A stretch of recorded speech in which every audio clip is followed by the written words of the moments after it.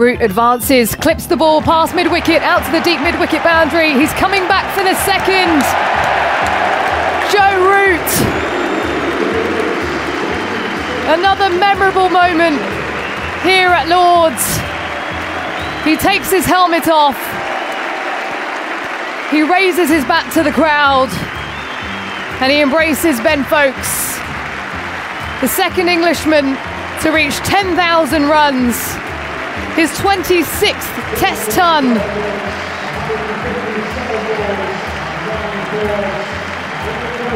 And one of the greatest moments for him here at Lord's. In comes Southey, he bowls to Root, who pulls him into the leg side. That'll be it. 4 runs through mid-wicket, and Joe Root has steered England home. He's getting a big hug from Foakes, who has also played more than just a small hand in this partnership, which has seen England to this victory by 5 wickets. But it'll be all about Joe Root, who's played magnificently here. The first time that he's scored a century in the 4th innings of a Test match, but just more than that, it's just a man who's been released. One of the best batsmen to play for England. This is the TMS podcast from BBC Radio 5 Live. Yes, a very special day here at Lord's. We'll hear from the winning captain, Ben Stokes, the New Zealand captain, Kane Williamson. There'll be analysis from Michael Vaughan, Jeremy Coney, Phil Tufnell, and the man Joe Root has joined as a record breaker, Sir Alistair Cook. But first, here's Root himself. I feel good. It's a nice feeling. Hell of a game of cricket. Yes. And actually, for it to be in Warney's memory, this Test match, the way that it's been played, 2 sides been really aggressive, everything that he spoke about, how he liked to see Test cricket played, I think it's been a really nice way to remember such a figure in our sport. So I think it's quite fitting in many ways. Yeah. You're very emotional. You're emotional coming off. How did you feel? I felt great. It's obviously been a long time since we've won a Test match, so it meant a huge amount to the group. It was nice to do it for Ben as well. The amount of times he's did it for me over the years, it's nice to give a bit back to him. So really pleased for him to start the way he has done, and it's an exciting time for the team. Of course, there's things we can look at, but we should enjoy this, really enjoy it, because it's been a long time, and it just shows how important days like today are. Yeah. Do you in any way sort of feel a bit more liberated without the captaincy? Yeah, I just love batting. So, I'll just keep trying to love batting and try and score as many as I can for the group. And it was nice to do it so early on in the summer, and hopefully I can carry that forward like I did last year. Alistair Cook's busily looking up the time that he was born, because you know that you and he are exactly the same day to the youngest people to 10,000 runs. I've just been told that. Yeah, it's crazy, isn't it? But I think you're 10 past 12, so there might be some bragging rights if he's after that, which he might be apparently. Look, it's just nice to be spoken about in the same breath of England's greatest ever batter. So very privileged. How about the significance of your first 4th innings Test 100 to actually win a game from there? What does that mean? Well, like I said, it was. There's been a number of occasions where guys like Ben or Stuart or Jimmy, throughout my time as captain, managed to do something special to win us a game. And more than anything now, that's a big driver and motivator for me, is to try and do it for him and for the rest of the group. And I didn't even know that was the case, to be honest.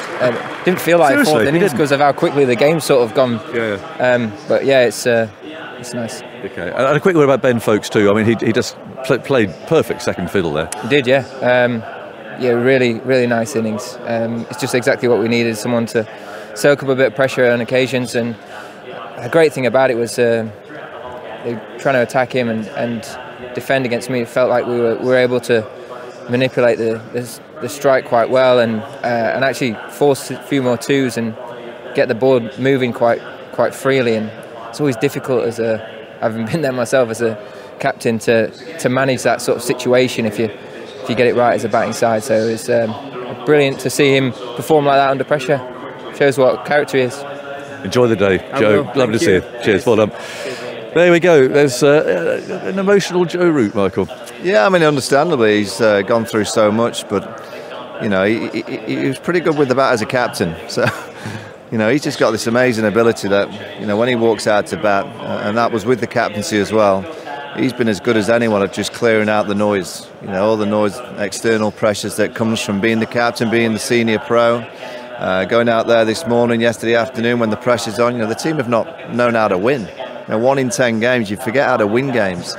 And even though he's a great player, you know, he's been a part of a group that's not managed to get over the line. And just the way that he can, I always talk about this inner zen as a player. He's just got the most amazing calmness and ability just to play the ball and just continue in his, you know, kind of very uncomplicated method. Makes it look so easy. Goes both sides of the ground, front foot, back foot.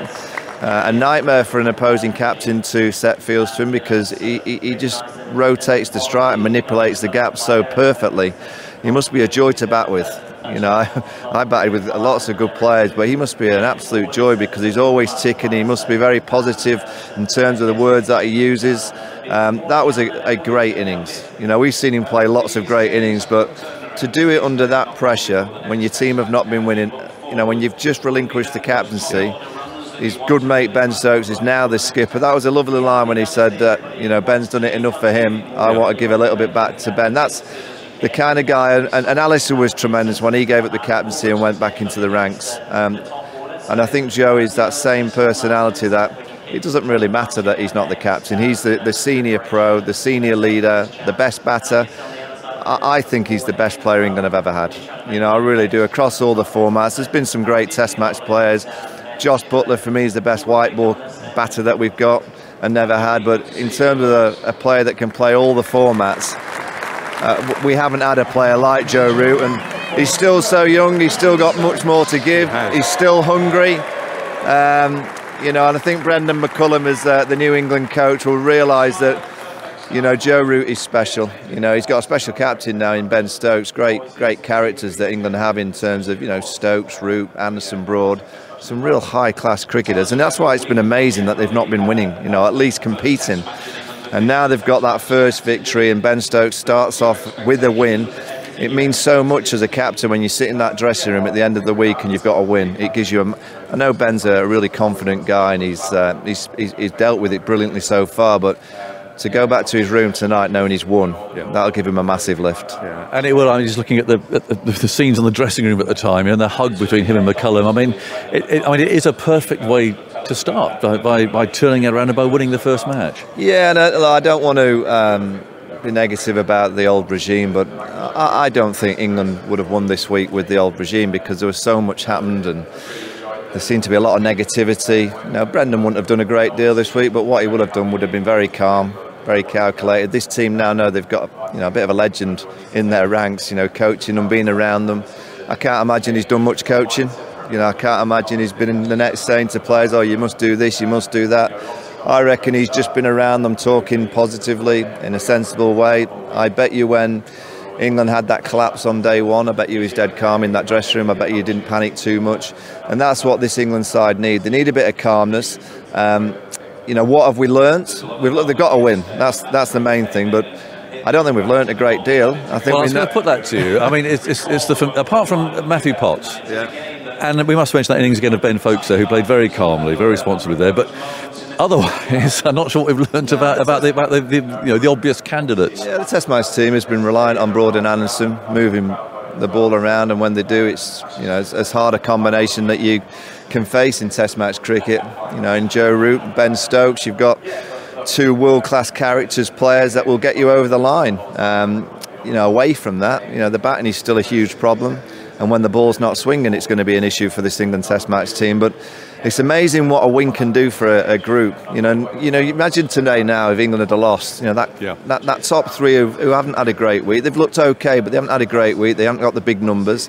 There'd have been a lot more pressure going to Nottingham on those young players, setting out, looking at that second test if they were 1-0 down. Now they're 1-0 up. You know, it just gives everyone a lift, and it'll hopefully give those younger players in the side a boost that they've been a part of a Test match team that have won. They haven't won many games. A lot of those younger players have not been known to be around the Test team that have won. So to get a win, it should give them all a huge boost. Yeah. Well, I hope they enjoy this afternoon and this evening. I think Ben Stokes, who's being interviewed at the moment, said something popular there because he got a big cheer. He'll be coming to talk to us in a second. The biggest cheer was about half an hour ago when the game finished, and on the screen behind us, it stated that if there was less than 15 overs bowled today, you get a full refund. And I think there was 13.5 overs. So everyone that's in the ground today, it's for free.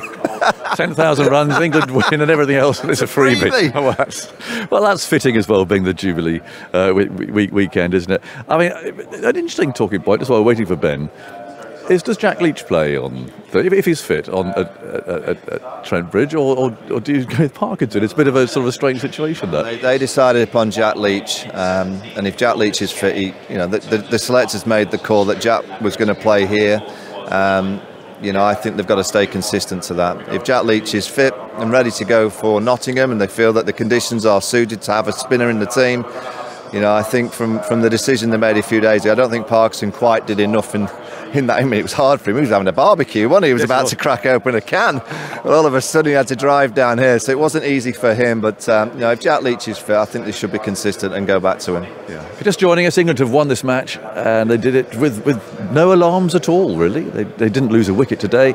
They knocked the runs off thanks to Joe Root, who I'm looking at now, is holding a magnum of champagne. He's got the man of the match medallion around his neck, and he scored his 26th Test century. He reached 10,000 Test runs while he did it, and that is no mean feat. There are not many Test batsmen in the course of history who have done that, and he did it at exactly the same time, exactly the same age. 31 years and 157 days as Alistair Cook. Now, we'll catch you in a minute, Ben.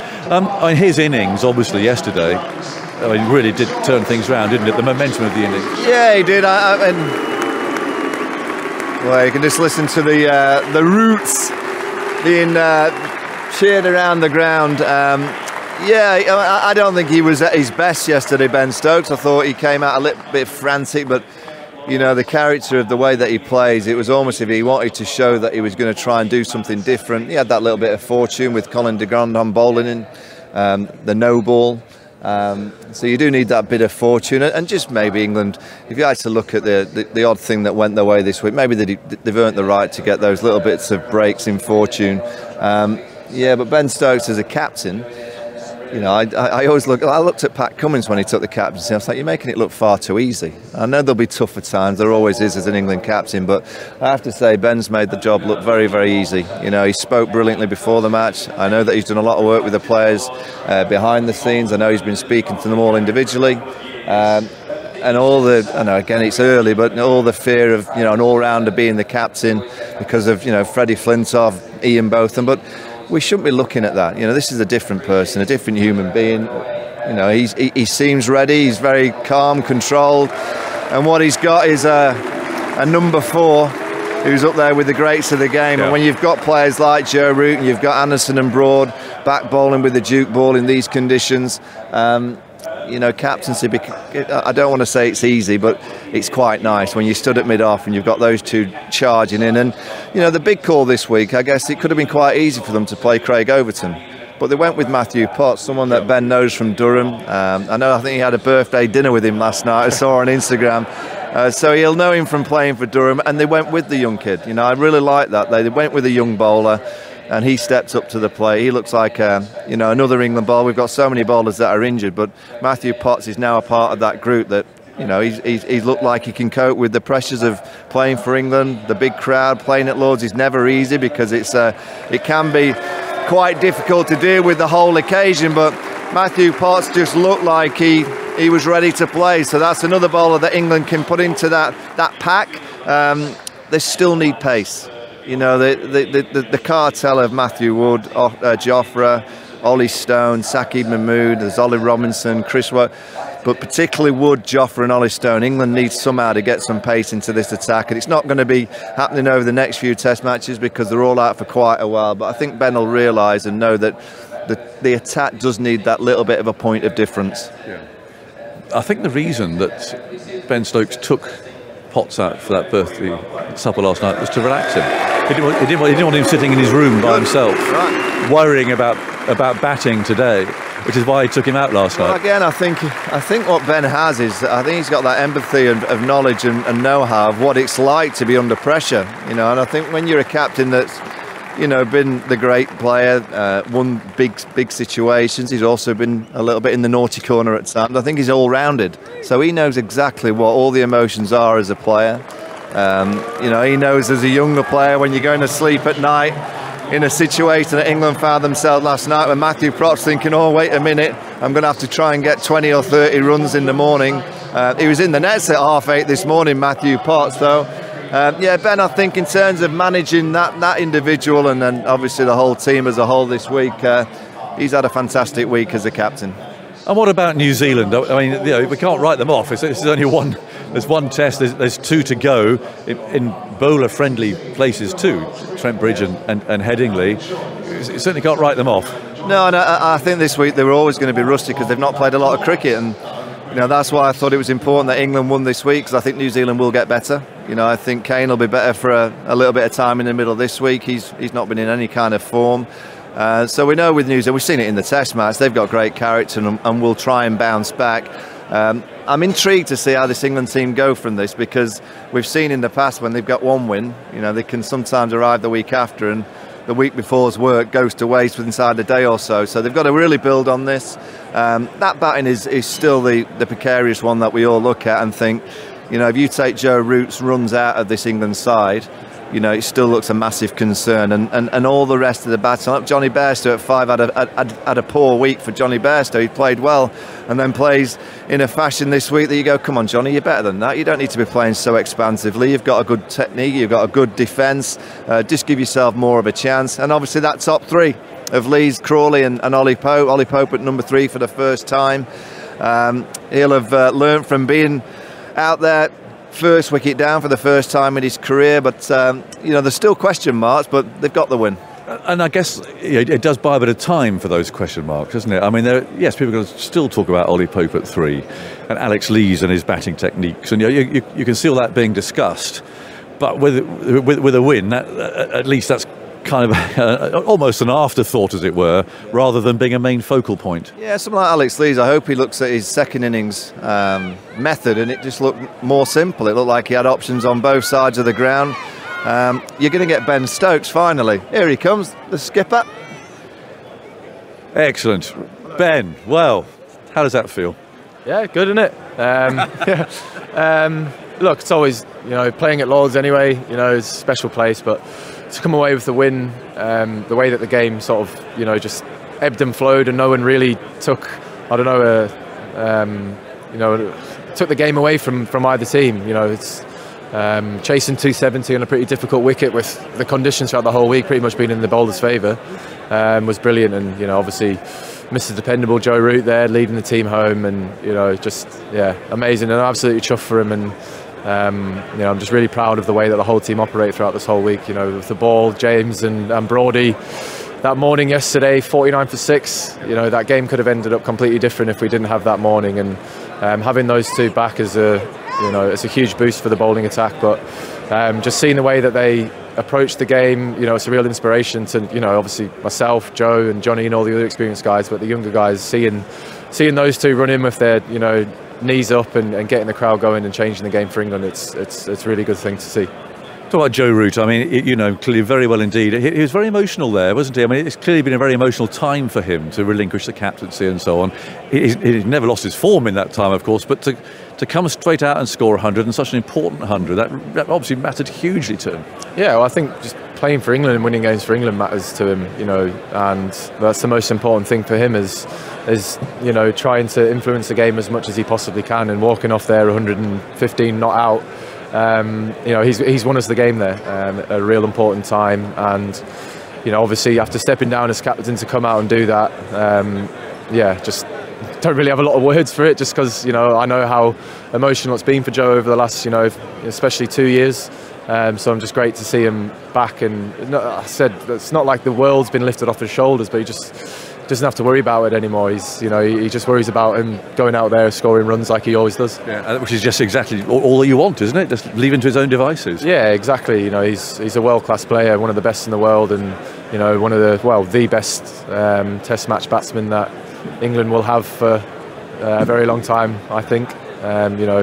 10,000 runs, joins an elite club, all these records that he just keeps on breaking. No one's really surprised because we all know how good he is. But yeah, it was great to see him walking off there, and you can see that he's very emotional about that. And I'm sure you'll keep your feet on the ground and everything else. That'll be the message of the next few days. But a big hug there between you and Brendan McCullum. Does it feel as if you have kind of launched this new partnership in the best possible way?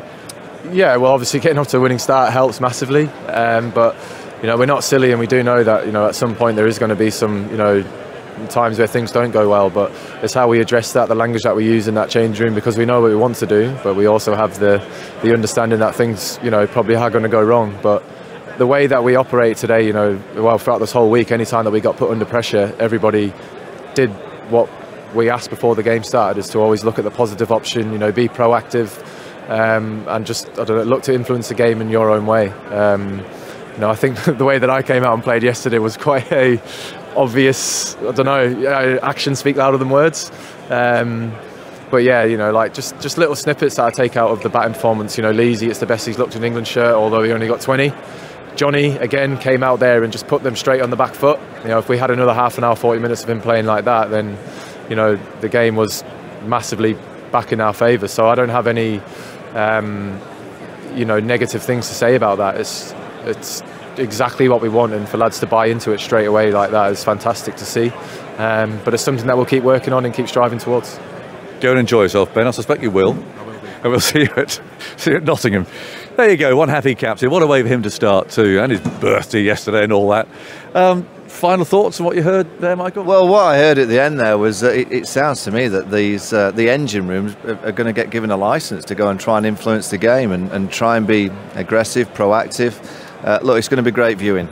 I think the 3.5 days here have been a spectacular kind of test match for everyone. It's had a bit of everything. It's had some brilliance, but it's also had some poor stuff at times. And the one thing I say is that I do like positivity, and I do love the words of influencing the game, but you've also got to be smart. You have to be smart. You can't. It's a fine line, as we've said it before, about positive and reckless, and we've been there before. And this is why in that dressing room I think it's so important that you've got Brendan who'll be ultra positive, Ben's going to be ultra positive, but you also need someone next to him go, whoa, we also need to play smart. Johnny Bairstow yesterday did not play a smart innings. To not see off Jamieson, to play that big drive, the last ball of his 8th over, that could have cost England the game. So if England want to become this side that goes up the rankings and potentially really questions the Aussies and the Indian side at the top of those rankings, they're not going to do that by just being gung-ho and being ultra aggressive. They're going to have to be very, very smart at times, and there were times in this test match that collapse in the first innings. All those wickets, the top 7, all real batsmen's errors. That's not smart cricket. So if they want to play this gung-ho style and be ultra aggressive, I'll watch it because it's great, and we'll rock up. And I've said for years that this test match team are well worth watching because you're never quite sure what's going to happen. It's brilliant, it's good fun, but if they want to be the best team, and really challenge for the top of the rankings, they're going to have to be a bit smarter at times. Well, that's where I think we'll leave it down here for now. Michael, thanks for your thoughts, and thanks to everyone else for coming down and sharing their opinions and thoughts with us, the players, of course. It's a happy scene down here. Simon, I know up there in the dressing room, it's quite chilly, but at least people now, they've had free cricket. They've seen all of this, and they can go and enjoy their afternoons as well. So back to you up there.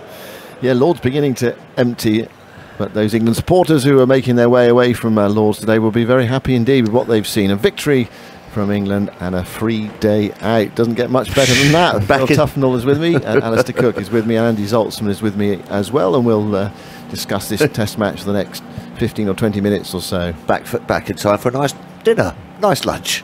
Why not? Perfect timing. It is. Alistair, assess the degree of difficulty of that Joe Root innings when he came in and what he was able to produce. Well, any innings in the 4th innings to win a game of cricket is tough, because not only are you worried about your own game and how you play, there's the situation to play as well. In the first innings, it's all about just getting as many runs as you can. Here, Joe Root had knowing that the pressure was on him. If he got out, England would possibly lose that game of cricket. He had to be there at the end. He had to manage the Ben Stokes situation.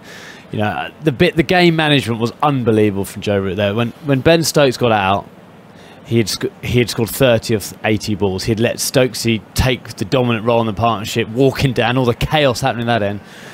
When he got out, he then scored 40 or 40 balls. You know, he took it on. He knew the runs last night were going to be so valuable this morning. He just does it with low risk. And there is no better feeling as a batsman like that he's just experienced there. But forget about the 10,000 runs, forget about the 100. Walking off unbeaten to win a game for your side is a brilliant feeling, because it doesn't happen very often. Batting is a game of failure in general, and normally it always ends with a failure. He's walked off there, everything in control, and that's what it is. Batting is just about control, isn't it? Yeah, controlling everything. He just peeled it off, didn't he? Really. I mean, as you say, those situations, I've been in those situations in the dressing room, and you're sort of all trying to cruise around, sort of thinking, oh, you know, we've got this in the bag, and everyone's, you know, we all sit in the same places, not to worry, the boys will knock it off. But inside, you're churning a little bit, and you know what can happen. I think the calmest man in this stadium was Joe Root. He just had a smile on his face. He had those eyes zoned in and just knocked it around. It was a wonderful, wonderful innings to behold. One of his best innings. Listen, it was helped by that ball. You know, they came out, as Jeremy was saying, it was a little bit of an anticlimax, wasn't it? Because it was just gun barrel straight, but still, the demons in your head and what have you, he just knocked it off beautifully. And well played Ben Foakes as well, who stuck with him and got that partnership. The reason why it's so calm is because all his batting is so low risk. Yeah. Isn't it? His run making is just low risk. He's that good that Too clip. A clip, and there's no margin of error for a bowler. If you go too straight, he never misses it on the legs once he's in. Bowling that channel, which you normally get a bit of reward for, he scores down to point a third man, and it's just in total utter control. That's what makes him a great. Yeah. Absolute great. You're right. He is a great. I think he's becoming a great. I mean, we heard Michael say. Well, let's talk about that. Yeah. Michael said he's England's greatest. Yeah. Ben Stokes said he's one of the best England has produced. Now, Alistair Cook, you made 12,472 runs. You are England's leading run scorer. Joe Root today becoming the second player to score 10,000 runs. How do you assess, from the top of the tree, if you like, in terms of run scoring, how do you assess Joe Root? Can you give it some context over the years, or is it too difficult to go back that far and say, you know, he's better than one of the greats of the past? He's the most complete England batsman I've ever seen, or played with, or seen in other formats as well. The only thing he ever changes is his tempo. He doesn't change his technique. I mean, I might have scored more runs than him, but he's a far better batsman than me. You know, I had 3 shots really, and I ground my way through it. And that's not me being modest, that's just what it is. He can score 360 degrees. He puts the pressure back on the bowler, where I've got to soak up. I had to soak up the pressure, wait for them to stray. He has the ability to knock a bowler off his length, and all in absolute control. So it's not, in my opinion, it's not even an argument. The only little bit I've got above him, I did at the top of the order, and he had to slide down in the middle. That said, very much tongue in cheek. Also, there's an issue of longevity here as well. You were able to get on the field for 161 Test matches, which is an incredible feat, really, to do that. He's played 118 Test matches. He's 2,500 runs behind you. Where do you see him going from here? You just don't know.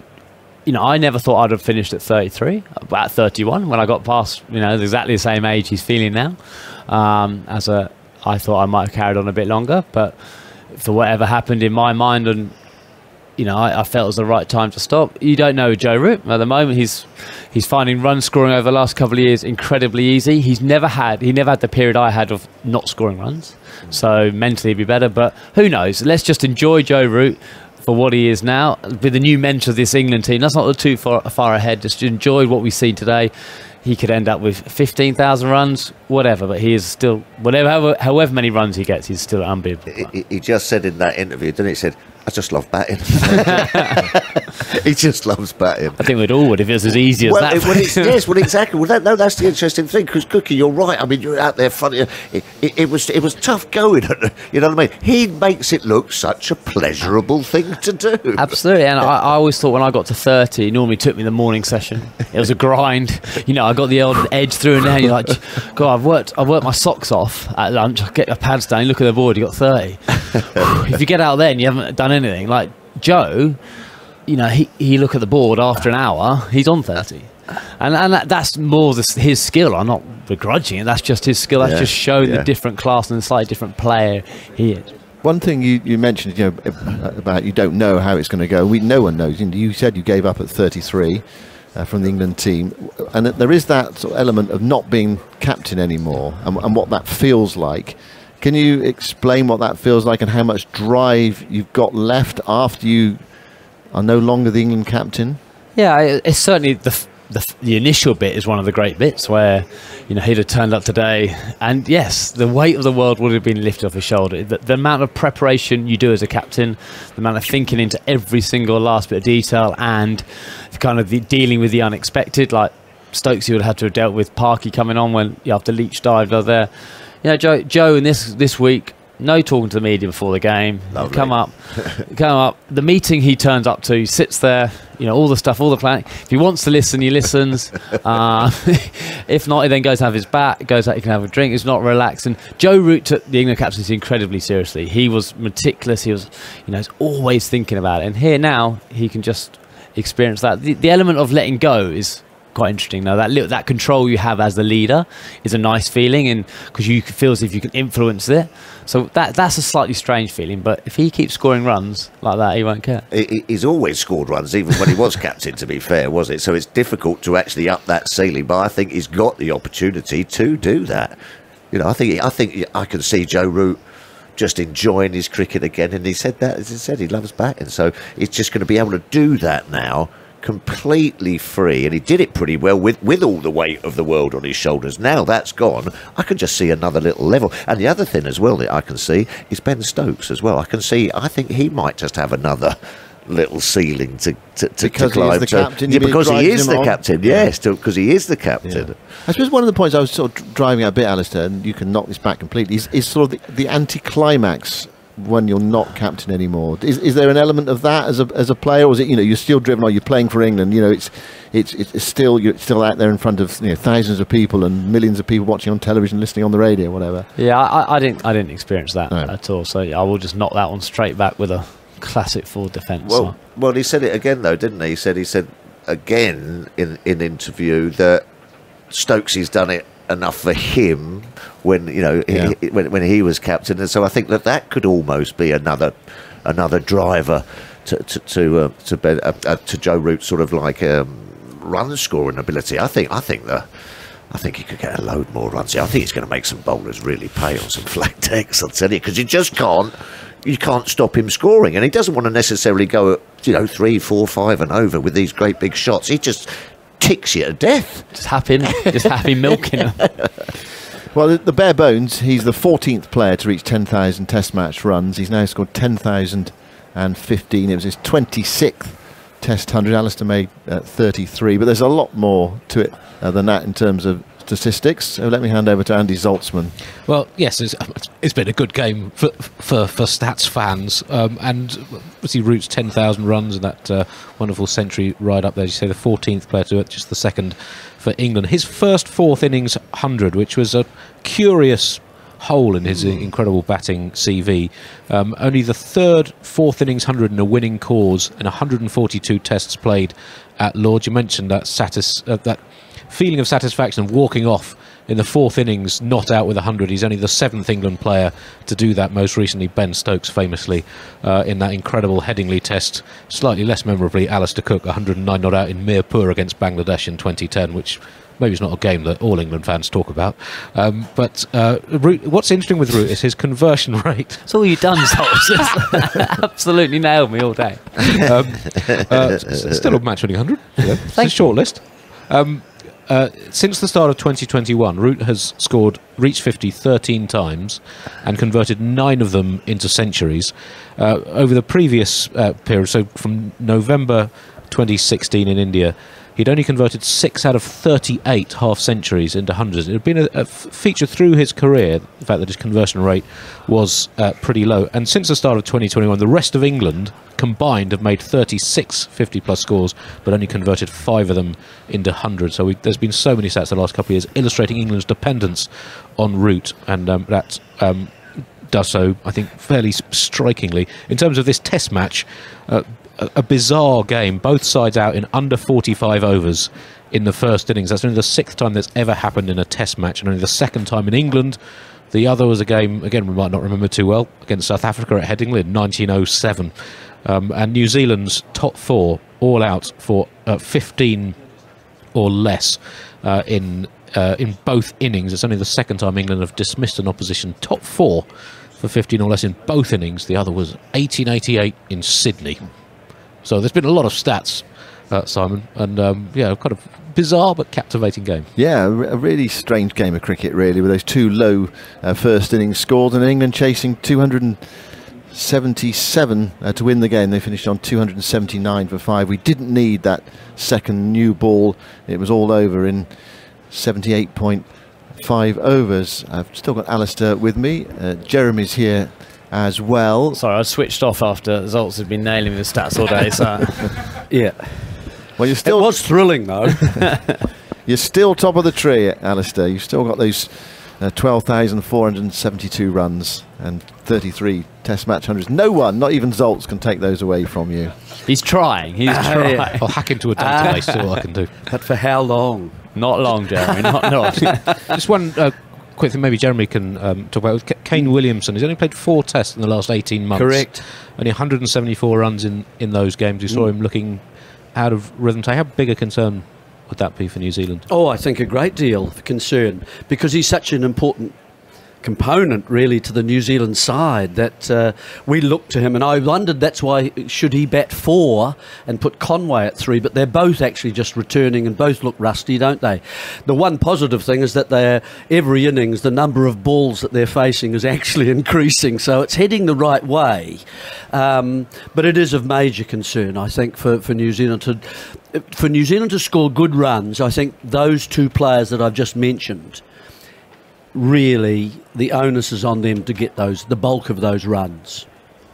I mean, I find it mad that Conway's batting at 4 as an opener. You know, he's had his whole life at opening. He's had most of his Test success at opening. I would find someone else to bat in his position, and I'd get him at one of the, obviously being one of the form players over the last 18 months when he started Test cricket, double 100 as an opener. For me, he opens. I mean, okay. I'm not that worried about Williamson. Of course, he's form. They'll come right if they're keen, which they will be, to do well. Conway opened here as soon as Williamson left and was absent from various things, mainly for that chronic elbow injury.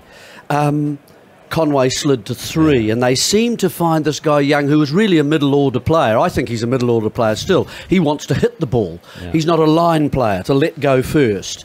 So I've suggested that Conway should be opening or 3. Yeah. 3 because he's been doing it for the last few years, and he's got that, the other hundreds. He's averaging about 60. As an opener, though. Has he opened, hasn't he? That's where he's... No, he's been batting 3. Did he bat 3 in the double? No, Young's been opening, you see, over the past season. Okay. And so he's been taking Williamson's place. What do New Zealand do about Colin de Grandhomme then? If he's not fit for the next Test match, he's ruled out of this game with that heel injury, how do they rebalance their side? What do they do? 2 choices, I guess. The one, well... certainly an advantage they have now that Mitchell's had a bit of an innings, and Nichols will probably come back. He's been having nets and getting the calf into better position, so he might well be available. And the other option is this young fella Bracewell, who's an off spinner and a bit of a batsman as well. So left-hander and from Wellington, part of the Bracewell brood. So we'll just have to wait and see. But those are the 2 obvious options. And their bowling attack, do they mix and match a bit and change it round and rest a few? They've got Henry and Wagner to come in, haven't they? I don't know what you guys feel about the two bowling attacks we saw on display here, but when you get in conditions where there's not quite the movement that you want, and it is a little bit, either from the surface or it's not swinging, both these attacks look quite one-dimensional, I think. And that's what we found with New Zealand when there was a partnership between Blundell and Mitchell. It was a bit the same, wasn't it? So I find maybe Wagner might come in as a possibility. Henry is a very good English-type bowler. Yeah. What do England do? Do they unchanged? Is it as straightforward as that because you win the game or not, Alistair? Yeah, I think so. I think Leach, if he's fit, will come back in, I assume. But if not, it will be at the same 11. They're talking about playing the best 11 to win games of cricket. They're not looking for the future.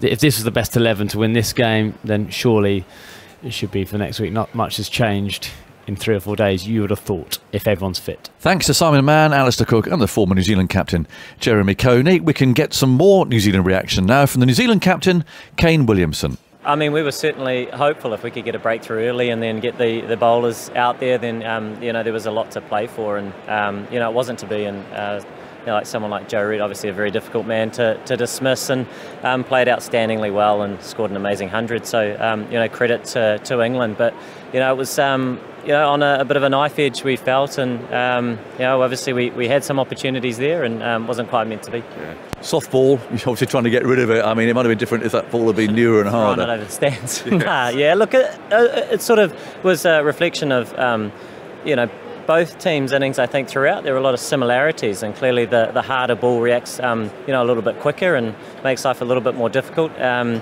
as it gets softer, it's a slightly different, plan of attack, and there's a patience game to play. But, so we weren't able to get that breakthrough, which was frustrating for us. But, all in all, it was a very good game of cricket. Just, a shame for us that we went on the right side of the result. Let's talk about Joe Root, who obviously we've seen a lot of over the last 18 months, really having a tough time as captain. He looked like a fresh-faced youngster again out there when he got that 100.